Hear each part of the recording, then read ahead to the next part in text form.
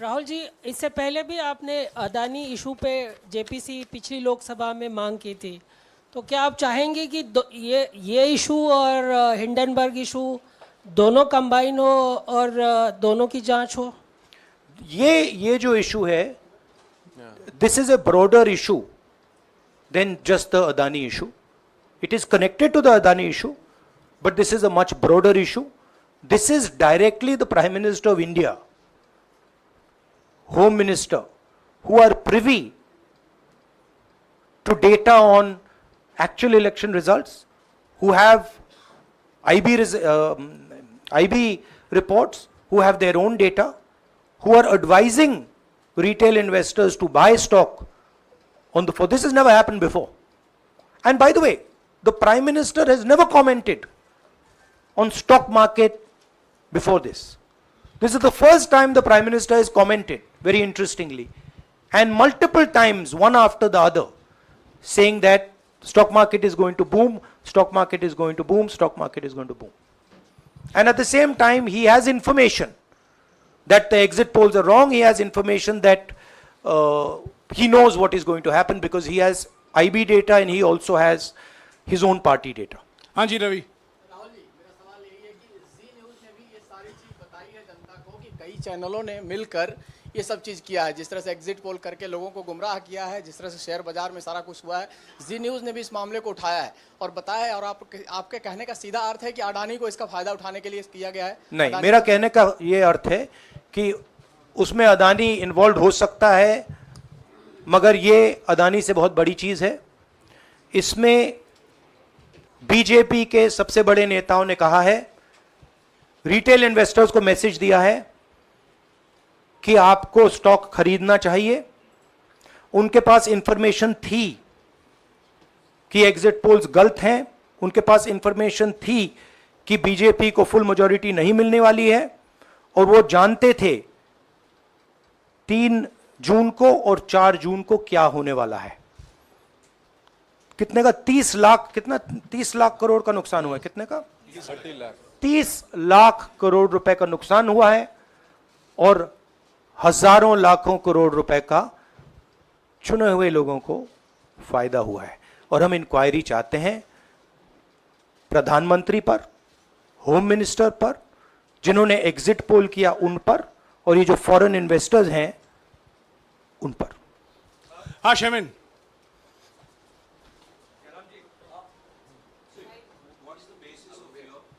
बहुत दूर है। 30 lakh crore loss of asset. How did you arrive at that figure? Do you want to explain?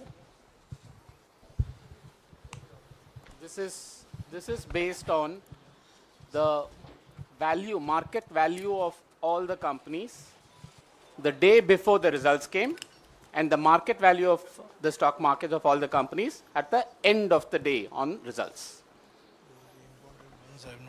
हाँ संजीव, एक minute Sanjeev. Rahul ji, you've talked about, are you alleging the involvement of the Prime Minister and the Home Minister? Yes. And whose money is it? Yes, Are you that, saying that it is what I their am money? saying. I am saying that people very high up in the BJP have carried out this scam. I am saying they had partners who carried out these exit polls. We would like to know if these exit polls were actually carried out, if people were actually sent out, and we'd also like to know the methodology of these polls. We'd like to understand who these investors are. We have some sense of who these investors are. So we are not just speaking out of the air. We are confident that if an investigation is done, interesting things will be revealed. And we think the Prime Minister and Home Minister are directly involved in this. हाँ Siddharth. Companies की भी आपको लगता है जांच होनी चाहिए जिनके शेयर बहुत अप गए, जिनके सबसे ज्यादा शेयर खरीदे गए और जिनके शेयर उसके बाद में बीच में बेचे भी गए, तो उन कंपनीज का भी को भी इस दायरे में आना चाहिए, आपको लगता है? हमारा कहना है कि यहाँ पे बड़ा क्लियर है कि स्कैम हुआ है। प्रधानमंत्री ने डायरेक्टली कहा है, होम मिनिस्टर ने डायरेक्टली कहा है, इंडिकेट किया है जनता को कि स्टॉक मार्केट ऊपर जाएगी। होम मिनिस्टर ने तो साफ कह दिया कि खरीदना चाहिए। और जब प्राइम मिनिस्टर और होम मिनिस्टर और फाइनेंस मिनिस्टर ऐसी बात करते हैं तो उसका रिएक्शन आता है, लोग उसको बिलीव करते हैं। तो बिल्कुल क्लियर है कि इन तीन लोगों ने कहा है, यह भी क्लियर है कि इनको मालूम था कि रिजल्ट 400 का नहीं है, 300 का भी नहीं है। तो यह हम पता लगाना चाहते हैं, उसमें आप जो कह रहे हो वो भी शामिल है। हाँ जी, बोलिए। राहुल जी, ब्रह्म प्रकाश दुबे, इंडिया डेली लाइव से। मेरा सवाल यह है कि जो आपने बताया है इतना बड़ा स्कैम है, पहले भी आपने कई मामले उठाए हैं, जेपीसी की मांग पहले नहीं मांगी गई है, तो क्या आपने कहा ये आपराधिक मामला है, क्या कोर्ट में जाएंगे या पुलिस में शिकायत दर्ज करेंगे, क्योंकि आप कह रहे हैं बहुत बड़ा घोटाला है ये? नहीं भैया, मैंने अभी आपको शिकायत दर्ज करेंगे क्योंकि आप कह रहे हैं बहुत बड़ा घोटाला है ये? नहीं भैया, मैंने अभी आपको बोला हम जेपीसी डिमांड कर रहे हैं, इन्वेस्टिगेशन डिमांड अगर कर रहे नहीं हैं। मांगते तो पुलिस में, कोर्ट में जाएंगे? जो भी करना है करेंगे, बट हम आपको ये इंफॉर्मेशन दे रहे हैं कि ये जो हुआ है ये नॉर्मल चीज नहीं है। इसमें प्रधानमंत्री ने इंडिकेशन दिया है, होम मिनिस्टर ने इंडिकेशन दिया है, फाइनेंस मिनिस्टर ने इंडिकेशन दिया है, अदानी जी के चैनल्स के थ्रू इंटरव्यूज किए हैं, और फाइनली लोगों ने इन्वेस्ट किया है, लोगों ने फाइनेंशियल एक्शन लिया है, कंपनीज ने शेयर खरीदे हैं। इसी विषय पर, एक मिनट, इसी विषय पर, इस स्टॉक मार्केट घोटाले पर ही हम सवाल ले रहे हैं। मौसमी, इसी विषय पर कीजिएगा बस। एक मिनट, आ रहा हूं यार, एक मिनट। राहुल जी, एक करके आ रहा हूं यार। राहुल जी, हम लोग ने पहले भी देखा है कि आप लोग ने कई बारी जब सेशन होता है तो सत्ता पक्ष और विपक्ष आमने सामने होता है, जेपीसी की मांग होती है और सेशन पे सेशन वॉश आउट हो जाते हैं और जनता का पैसा वेस्ट होता है। तो क्या आपको ये तो लगता है बीजेपी की लाइन है। तो क्या नहीं, मतलब जनता का पैसा के सेशन वाटर आप ऐसी टी शर्ट ले लो ना एक, मैं आपको दे दूंगा, जरूरत नहीं है। उनका वो सिंबल दे दूंगा आपको, ये राहुल उनकी जी, लाइन है। सवाल आपको पसंद नहीं आए वो अलग बात है, पर आपको किसी नहीं, के सवाल साथ मुझे इस तरह बहुत से पसंद आ रहा है। इस तरह से उंगली उठाने की जरूरत नहीं। आप चेक बहुत अच्छा लग रहा है, बोलिए। बीजेपी का बैच पहनने की आप जरूरत सवाल नहीं। पूछे ना, सवाल नहीं, आपको भी जयराम साहब ये बोलना चाहिए, नहीं, सवाल गलत पूछे। बात है। सवाल पूछे। मेरा बस ये सवाल था कि जेपीसी की मांग पे कई बारी कामकाज ठप हो जाता है, तो क्या आपको लगता है कोई और भी राह आप लोग सड़क की राह इख्तियार कर सकते हैं, क्योंकि ये आम आदमी का पैसा है? हम जनता को एक रियलिटी बता रहे हैं कि यहाँ पे क्लियरली एक स्कैम हुआ है। यहाँ पे प्राइम मिनिस्टर ने इंडिकेट किया है, यहाँ पे होम मिनिस्टर ने इंडिकेट किया है, यहाँ पे फाइनेंस मिनिस्टर ने इंडिकेट किया है।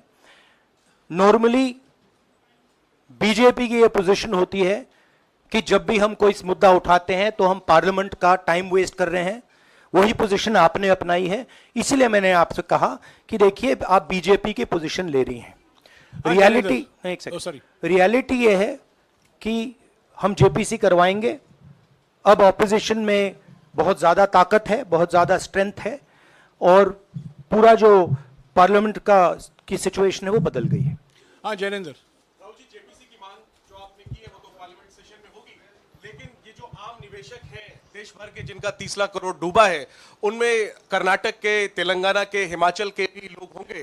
तीनों राज्यों में आपकी सरकार है, क्या राज्य की जो जांच एजेंसी है उसके जरिए आप जो उन राज्यों के निवेशकों का कम से कम पैसा डूबा है, ये जो आप पूरे नेक्सस की बात आप कर रहे हैं, गुमराह करने की बात कर रहे हैं, क्या वहां से कोई इसके बारे में कार्रवाई की हम उम्मीद कर सकते हैं? सोचा जा सकता है, बट ऐसी चीज के लिए शायद जेपीसी सही औजार होगा।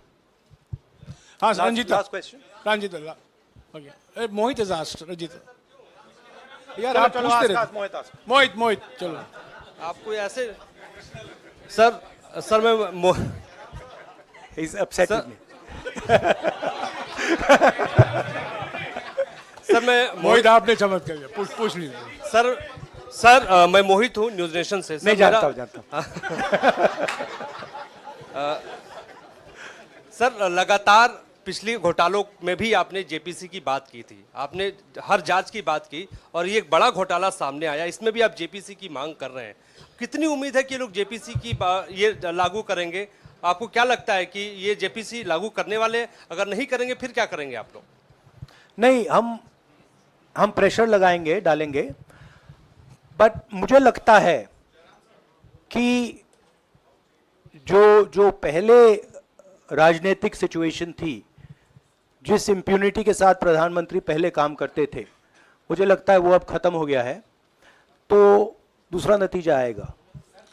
राहुल जी ये आखिरी है क्या और दो लेंगे? ये आखिरी है, आखिरी। आखिरी नहीं, आखिरी हो गया, इन्होंने कह दिया आखिरी।